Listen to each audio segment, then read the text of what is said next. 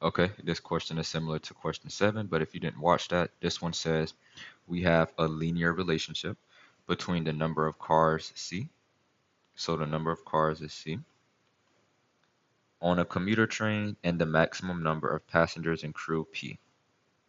Cool.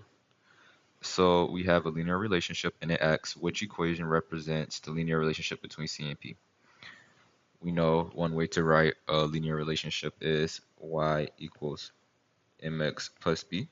So I'm just going to pick like c to be x to make this simple, and then y to be p. So now I can just have like everything in terms of x and y. So now I want to solve for the slope because my ultimate goal is to get it in the form of y equals mx plus b. And I know m equals slope and b is my y-intercept. I have a set of points here. I have 3, 174, 5, 284, 10, 559. Only need to pick 2 of these. So I'm going to do 3, comma 174 and 5, comma 284. If you can recall, the slope formula is y2 minus y1 over x2 minus x1. Okay, once you substitute everything in, you're going to get 110 over 2, which is 55. So we know our slope or our m value is 55. So we have y equals 55x plus b.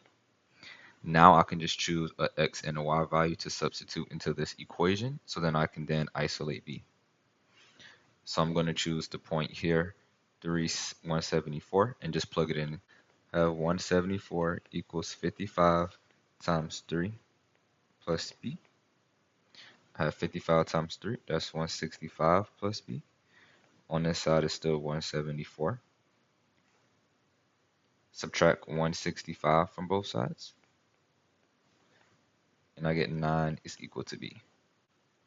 Okay, so now that I know b is 9, I can fill this in as y equals 55x plus 9. And then remember, I chose x to be c, and then y to be p. So now I want to see which answer choice matches my equation. First off, I know 55 should be with the C, so I can eliminate C and D. And I want the 55C and the P to be on one side, but in both choices, the 55C is positive. So I'm going to subtract P on both sides. Okay, 0 equals 55C plus 9 minus P. And I want the 9 on the other side, so I'm going to subtract 9 on both sides.